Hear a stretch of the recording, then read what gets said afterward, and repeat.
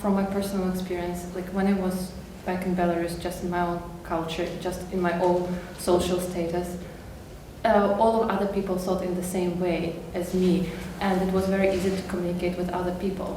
But then when I moved abroad and I started to meet other people, I think there was a kind of a time when it was like if other people think in this way, here's my position, and what you think is wrong, like if you don't think the same way. And when it was some time ago, it's not something new. There was a time when it's just changed, and like these people are coming from different place. Right. These people have their own experience, they have their own values, and seeing people as people first, accepting their position, looking from their point of view, and I think it helped me to start being able to communicate with other people much better, to understand them better, and I started learning a lot from them. And it's not like me, the right. These people are the right, and there's so much interesting going on. Right, I can learn. right. And it's important for language teaching, because language teaching is always in intercultural context. It's important for any intercultural communication, including research as well. Right, so you started off because you're in a common context with other people. Yeah. It was easy to understand. And then when you met people from other places, the original, your first response is to judge them as right or wrong, depending on where you're coming from.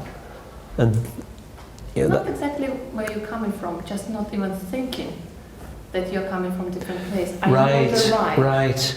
Okay, you don't have to think of where you're coming from, because that's given, that's the place. Yeah. Everything else is different. Yeah, everything what is different is it doesn't exist.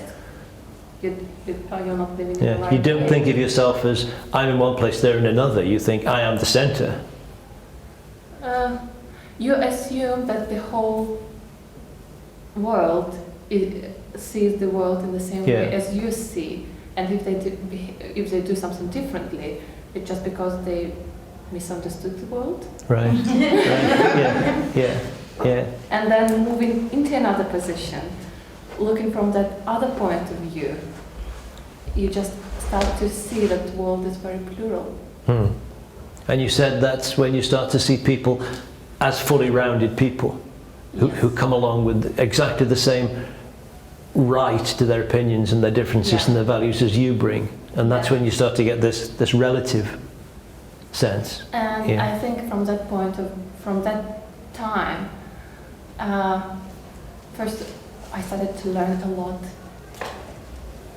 for everything, because it was the same idea going with me, and I was just rejecting everything what was coming. And the moment that I started to accept and think, and I started questioning myself, where the most ideas started to come. Right. So it's that acceptance that's actually opened you up to a lot more learning. Yeah. Because you can accept that this whole person will have good reason for believing this or doing that or thinking the other, and maybe there's something I can learn from that. Yes.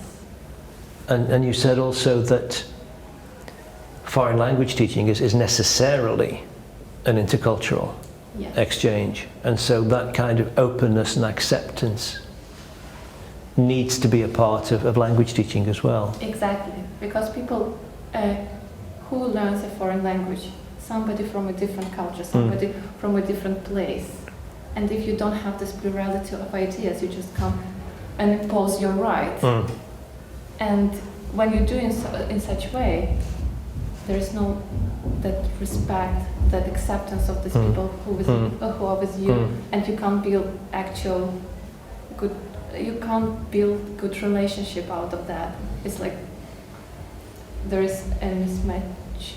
Right.